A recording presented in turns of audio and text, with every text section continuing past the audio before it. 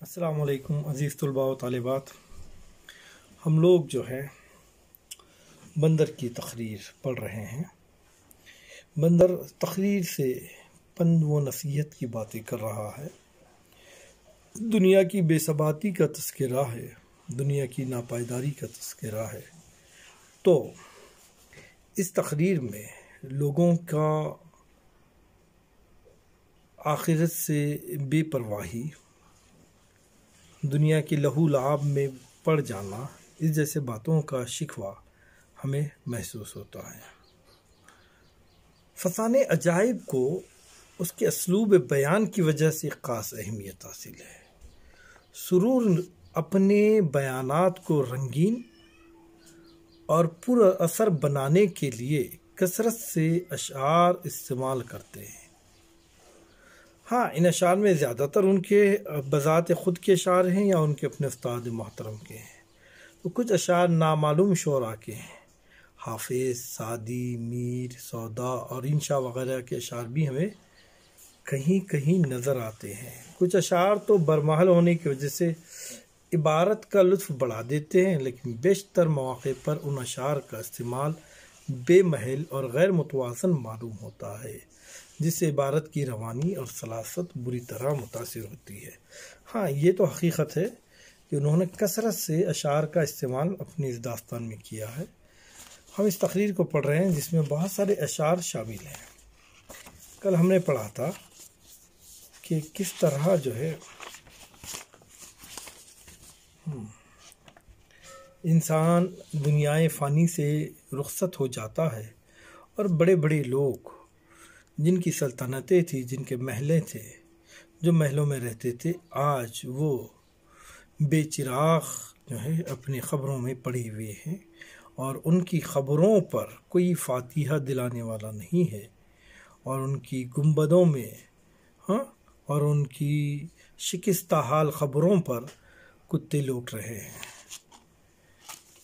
مقصد یہی تھا اس کا بتلانا کہ انسان ایسے کردار کرے کہ اچھے کردار کرنے کے بعد نہ صرف دنیا میں بلکہ آخرت میں بھی انسان کو کامیابی حاصل. اس دنیا میں عجیب و غریب قسم کے لوگوں کو بھی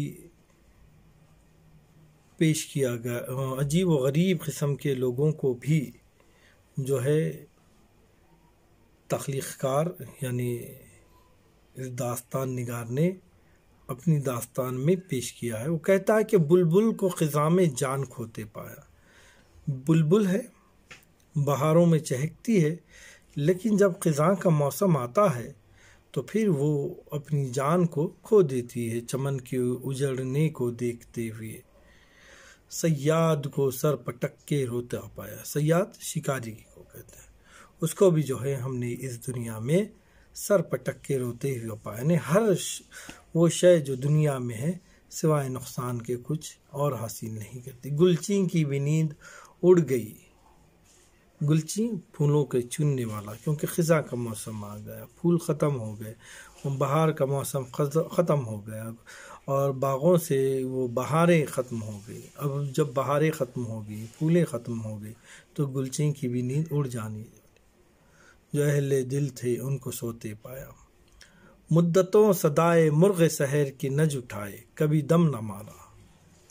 شکوہ لب پر نہ لائے. حالات کیسے بھی ہوتے رہے، شکوہ جو ہے زبان پر نہیں لانا چاہیے. شکر کرنا چاہیے اور خاموش رہنا چاہیے.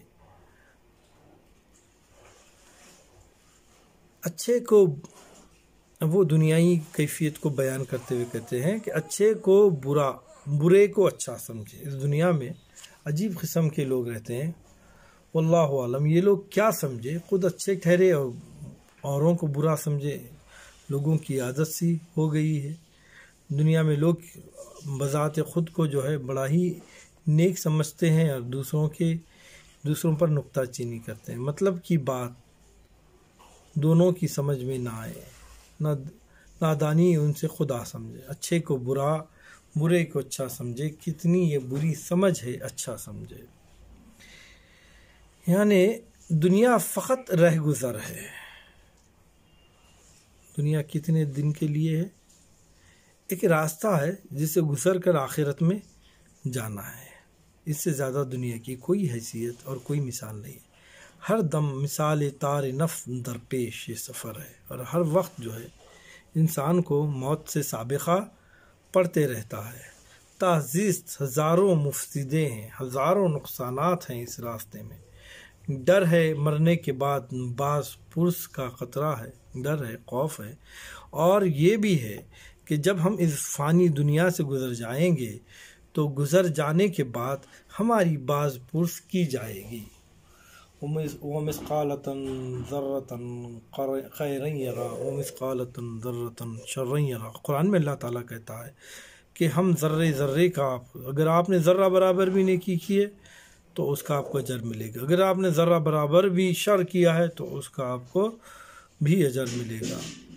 تو یہاں یہ بتایا جا رہا ہے کہ ایک قسم کا ڈر ہے مرنے کے بعد بھی اور زندگی میں بھی۔ مرنے کے بعد آپ سے باز پرس کی جائے گی، آپ کو جو نعمتیں دی گئی تھی اس کے بارے میں پوچھا جائے گا، زندگی کے بارے میں پوچھا جائے گا کہ کس طرح گزارائے ہو، کس طرح انسان کو مفر نہیں، کسی بھی طرح انسان کو اس سے چھوٹ نہیں ہے۔ کون سا نفع ہے جس کی تلاش میں ضرر نہیں؟ ایسا کون سا نفع ہے جس میں نقصان نہیں ہے؟ حاصل کار یہ ہے کہ دنیا میں جینے کی خوشی کرے، نہ مرنے کا غم کرے۔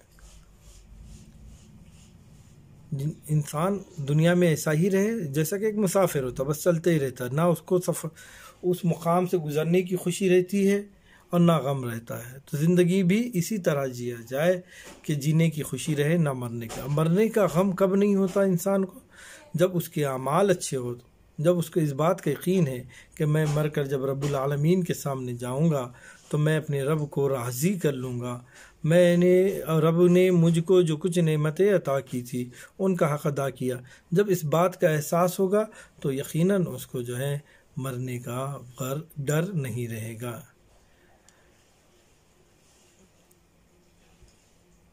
تا مقدر کسی کی خاطر نہ برہم کرے، جہاں تک ہو سکے کسی پر بھی انسان جو ہے غصہ نہ ہو، کسی سے برہم نہ ہو، ہے نا۔ معاف کرنے کی ایک صفت انسان کے پاس رہنا چاہیے، وہ دوسروں کو معاف کرے گا۔ معاف کرنا نیکی تصور کی گئے۔ دل شکستہ کی دلداری، پافتہ داہ کی مددگاری کرے۔ جو غمگین ہیں، پریشان حال ہیں، ان کی جو ہے مدد کرنا چاہے۔ ہوا و ہوس جو دل سے دور ہو جائے تو مال سے یا کمال سے عجب نخوت نہ سیکھنا ہے۔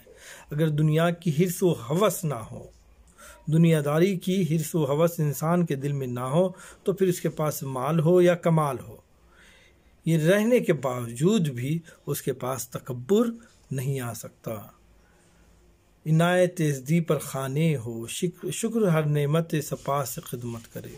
جو کچھ بھی رب العالمین کی طرف سے عطا ہوتا ہے اس پر چاہیے کہ انسان رب العالمین کا شکر ادا کرے، منحیات کا مانے ہو، رنج کا حامل رہے۔ ہمیشہ جو ہے بالکل ایسا رہے کہ بس چہرے پر ایک قسم کی مایوسی رہے۔ سب رنگ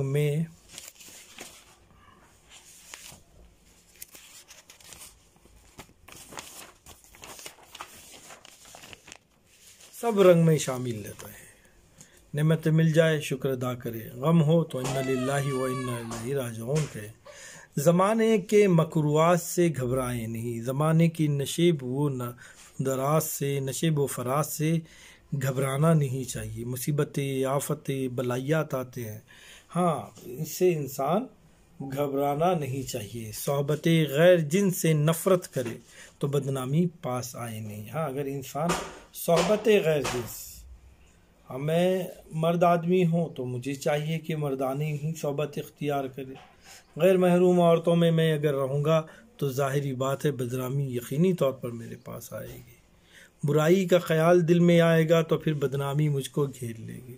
تو یہ کہہ رہا ہے کہ صحبت غیر جنس سے نفرت کرے تو انسان یقیناً بدنامی سے محفوظ رہے گا، گناہوں سے محفوظ رہے گا۔ دولت کا اعتبار کیا؟ دولت کا کوئی بھروسہ نہیں۔ ہم دیکھتے ہیں کہ آج کے زمانے میں بڑے بڑے وقت کے بادشاہ بھی جو ہے پریشان حال ہیں، مصیبت زدہ ہیں، اور دنیا میں قسم پرسی کی زندگی جی رہے ہیں۔ اور ایسے بھی لوگ ہمیں دیکھنے میں آئے جو زمانے کے دولت مند ترین انسان تھے، جن کے گھروں پہ لوگ جو ہے خیرات لینے کے لیے لائن لگایا کرتے تھے، آج ویسے لوگوں کے گھروں میں کھانے پینے کی فراوانی ہے، دولت مند بنے ہوئے ہیں۔ جو محتاج تھے آج غریب ہو گئے، جو غریب تھے وہ زمانے کے فرمانروا بن گئے ہیں۔ دولت کا اعتبار نہیں، آج ایک کے پاس ہے تو کل دوسرے کے پاس ہے۔ ہاں، مفلسی سے ننگوار، شرم و حیا نہیں کرنی چاہیے۔ ایک دن مرنا ہے، زندگی ادھار ہے۔ ایک حقیقت یہ ہے کہ موت آنی ہے، کل من علیہ فان، دنیا فنا ہونے والی ہے، کل نفس ذائقۃ الموت۔ جتنی حیات دنیا میں وجود میں آتی ہیں، ان تمام حیات کو، ان تمام زندگیوں کو ایک دن مرنا ہے۔ اس پر کس کا اختیار ہے بتائیے؟ زندگی اور موت پر کسی کا اختیار نہیں، نہ ہم اپنی مرضی سے آئے نہ اپنی مرضی سے جائیں گے۔ بس خدا نے بلایا ہم آ گئے، خدا نے بھیجا ہم آ گئے، خدا نے بلایا چلے جائیں گے۔ ہاں، جب ایسی زندگی جس کے کوئی پائیداری نہ ہو، ایسی دنیا جس کی کوئی حقیقت نہ ہو، ایسی دنیا جس میں کوئی بھی جو ہے لطف و اندوزی کا سامان جو ہے پائیدار نہ ہو، تو پھر اس سے دل لگا کر کیا فائدہ؟ نیک عمل کا خیال رکھے کہ قید ہستی زیست کا نام ہے۔ نیک کام کرتے رہیے، اپنے آپ کو قیدی سمجھیے۔ دنیا قید خانہ ہے، حدیث شریف ہے، دنیا مومن کے لیے قید خانہ ہے، اور ایک دن اس قید سے ہم کو نجات حاصل ہونے والی ہے۔ اور وہ نجات کس طرح حاصل ہوگی؟ یقیناً وہ نجات ہم کو موت سے حاصل ہوگی۔ موت کا فرشتہ آئے گا اور ہماری روح کو لے کر اس دنیا سے لے کر چلے جائے گا، اور دنیا ہمارے لیے چھوڑ جائیں گے۔ آخرت ہمارے لیے انعام ہے۔ اگر ہم اچھے اعمال کرتے ہیں، اچھے کردار کرتے ہیں، راہ راست پر چلتے ہیں، اللہ تعالیٰ کی اطاعت کرتے ہیں، اطیعوا اللہ و اطیعوا الرسول کرتے ہیں، اللہ اس کے رسول کی اطاعت و فرما برداری کرتے ہیں، تو پھر یہ دنیا سے جب ہم چلے جائیں گے تو وہ آخرت ہمارے لیے ایک انعام رہے گی۔ رہائی یہاں سے انجام ہے، بس رہائی سے مراد موت ہی ہے۔ تو یہاں زندگی کا انجام کیا ہے؟ موت ہے۔ پھر ایک شعر انہوں نے کہا ہے، کسی کے مرگ پر اے دل نہ کیجئے چشم تر ہرگز، بہت سا روئیے ان پر جو جینے پہ مرتے ہیں۔ کیا کرے؟ کسی کے مرگ پر، کسی کی موت پر جو ہے کبھی بھی نہیں ہنسنا چاہیے، خوشی نہیں منانا چاہیے۔ کسی کے مرگ پر اے دل نہ کیجئے چشم تر ہرگز، یعنی سوری، اصل میں تھوڑا سا میں مس ہو گیا تھا۔ سرور یہ کہتے ہیں کہ اگر کوئی مر جاتا ہے تو اس کے مرنے پر اپنے دل کو مایوس مت کیجیے، اپنی آنکھوں کو آنسوؤں سے تر مت کیجیے، کیونکہ اس کا انجام تو موت ہی تھا اور وہ اپنے انجام کو پہنچا۔ اس کو تو ایک دن دنیا سے جانا ہی تھا اور وہ چلا گیا۔ وہ کچھ ابدی زندگی رہنے کے لیے نہیں آیا تھا۔ ابدی زندگی، نا ختم ہونے والی زندگی کا تصور تو آخرت کا ہے۔ جو چلا گیا اس کو جانا ہی تھا، اس کے جانے پر آپ اپنے دل کو چھوٹا مت کیجیے، اپنی چشم کو یعنی آنکھوں کو چشم تر یعنی روئیے مت۔ ہاں، ان لوگوں پر بہت سا روئیے ان پر جو اس جینے پہ مرتے ہیں، ان لوگوں پر روئیے جو اس کی تمنا صرف اس دنیا میں جینے کی ہوتی ہے، جس کی خواہش ہوتی ہے کہ میں بہت جیوں، بہت طویل حیات مجھ کو میسر ہو، دنیا کی ساری نعمتیں مجھ کو مل جائے۔ ایسی سوچ رکھنے والوں پر رونا چاہیے، کیونکہ ایسی سوچ رکھنے والے اس بات کو سمجھ لینا چاہیے کہ دنیا فنا ہونے والی ہے، اس کو یقیناً موت آنے والی ہے۔ عمر خضر کی تمنا اور حشمت خسروانہ، خزانے قارون کی فکر میں ہر ایک صبح و مسا ذلیل و خوار ہے۔ ایسا انسان جو خضر علیہ السلام کی حیات چاہتا ہے، خسروانہ حشمت دولت چاہتا ہے، شان و شوکت چاہتا ہے، قارون کی خزانے کی تمنا کرتا ہے، یقیناً وہ انسان ذلیل و خوار ہوتا ہے۔ کوشش اس عمر میں سراسر بیکار ہے۔ اگر ہم یہ سوچتے ہیں کہ ہمیں ابدی زندگی جینا ہے، دنیا کی اگر ہم تمنا کرتے ہیں تو یہ کوشش جو ہے سرور کے نزدیک سراسر بیکار ہے۔ بقول ناسخ، یہاں ناسخ کا شعر دیا گیا ہے، ہاتھ آتی ہے کب علم و ہنر سے دولت، ملتی ہے قضا اور قدر سے دولت، جو علم و ہنر رکھتے ہیں وہ ہے محروم، مانوس ہے بل احمق و خر سے دولت۔